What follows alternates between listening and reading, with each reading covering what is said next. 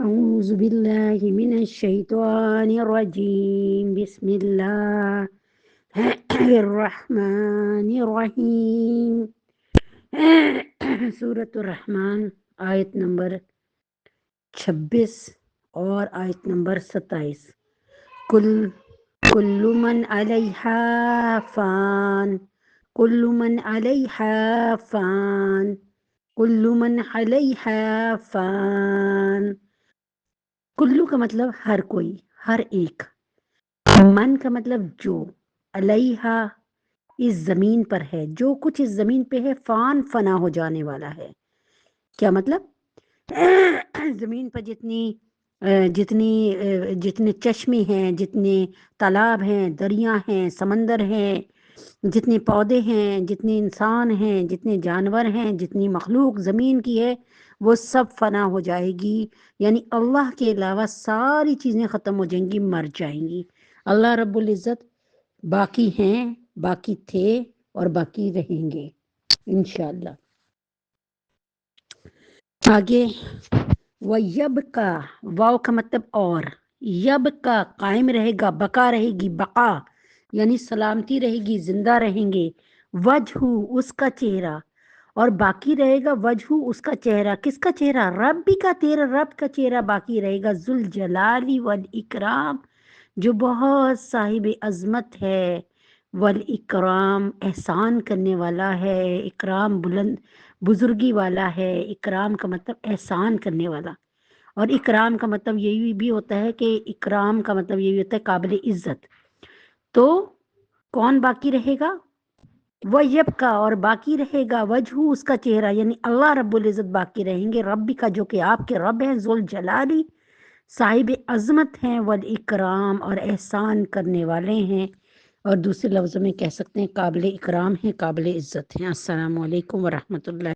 السلام علیکم ورحمۃ اللہ وبرکاتہ۔ آیت نمبر 26 اور 27 کا جو ہے تفسیر، یعنی اللہ تبارک تعالیٰ فرماتے ہیں، اس آیت میں فرما رہے ہیں کہ تمام چیزیں جو ہیں دنیا میں جتنی بھی چیزیں ہیں، اب آپ دیکھیں نا، آپ میں سے کوئی کہے کہ جی میرے دادے کا دادا زندہ ہے، تو ناممکنات میں سے ہیں یہ سب باتیں نا۔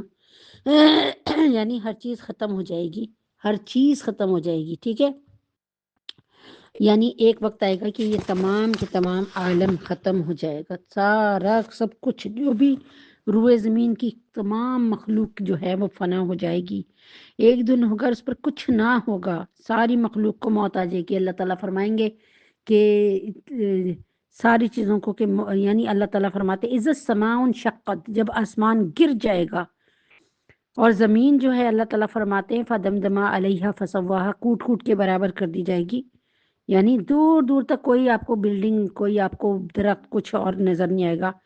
تو اللہ تعالیٰ فرماتے ہیں کہ اللہ تعالیٰ کی ذات عالی جو عظمت اور بلندی والی ہے، صرف وہ باقی رہ جائے گی، اور یہ بھی دلیل ہے اس بات کی کہ صرف حق تعالیٰ ہی معبود ہونے کے لائق ہے۔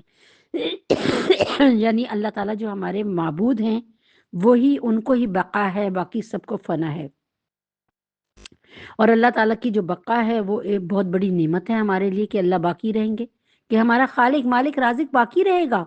یعنی جیسے سب کو یہ فکر ہو جاتی ہے کہ گھر کا سرپرست کو کچھ نہ ہو جائے تو پھر ہم روٹی کیسے کھائیں گے، لیکن ہمیں یہ بات کی کتنی اچھی امید ہے کہ ہمارا خالق مالک رازق باقی رہے گا، کیونکہ جو ہے وہی تو ہمیں انعام دیں گے، وہی تو ہمیں جنت دیں گے، اور وہی تو ہماری ہر فکر اور پریشانی کو دور کریں گے ہم سے۔ اور یہ عالم کا جو فنا ہونا ہے یہ بھی ایک نعمت ہے، کیونکہ اگر جب ہم یہ عالم فنا ہوگا تو اس کے بعد قیامت قائم ہوگی، اور پھر جنتی جنت میں جائیں گے، ورنہ اس کے بغیر تو کوئی بھی جنتی جنت میں نہیں جائے گا، سب اپنی اپنی یا تو یہاں دنیا میں ہیں یا پھر اپنی قبروں میں پڑے ہیں۔ اس عالم کے فنا ہونے کے بعد عالم باقی، عالم کہاں یہ فنا ہو جائے گا، اور باقی جو عالم ہمیشہ باقی، ہمیشہ باقی رہے گا نا، وہ عالم، وہ دنیا، وہ اس میں ہم جو ہیں ہم چلے جائیں گے، اور پھر کیا ہے، جو کہ بہت بڑی نعمت ہے. جنت سے بڑھ کر دنیا کی کوئی نعمت نہیں ہے. جنت، جنت کا مطلب ہے چھپی ہوئی چیز. کوئی چیز جنت سے ملا نہیں سکتے کوئی نعمت کو. یہ ایسا پھل ہے اتنا میٹھا ہے کہ جیسے جنت کا پھل نہیں. جنت کا پھل کا تو مزہ کسی نے چکھا ہی نہیں. جنت چھپی ہوئی چیز کو کہتے ہیں. یہاں چونکہ حق تعالیٰ کے ذوالجلال والاکرام ہونے کا ذکر ہے، اس لیے آگے ایک خاص طور پہ اس کی عظمت اور اکرام کے متعلق مضمون ہے. یعنی وہ ایسا عظمت ہے، باعزت ہے کہ زمین اور آسمان کی تمام مخلوق زبان حال و قال سے اپنی حاجات اسی خدا سے طلب کرتی ہے.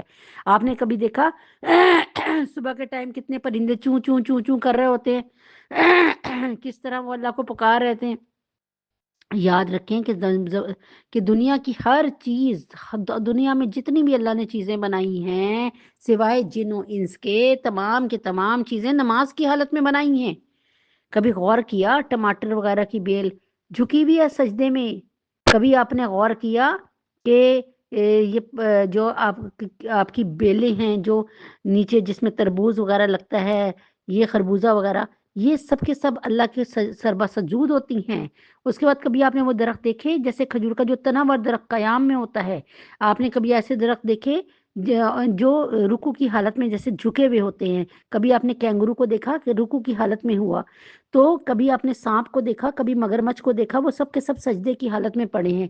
اسی طرح اللہ نے کائنات کی ہر چیز کو یا تو قیام کی حالت میں یا رکوع کی حالت میں یا سجدے کی حالت میں یا قعدے کی حالت میں، تمام پہاڑ قعدے کی حالت میں ہیں.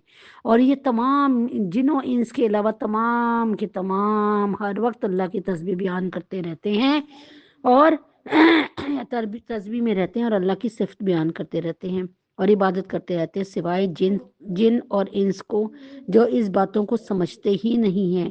تو امید ہے کہ بات سمجھ آ گئی ہوگی کہ اللہ کی ذات باقی رہنے والی ہے. تمام چیزوں کو فنا ہی فنا ہے، فنا ہی فنا ہے. بقا کسی کے لیے نہیں ہے، بقا صرف اللہ کے لیے. السلام علیکم ورحمۃ اللہ.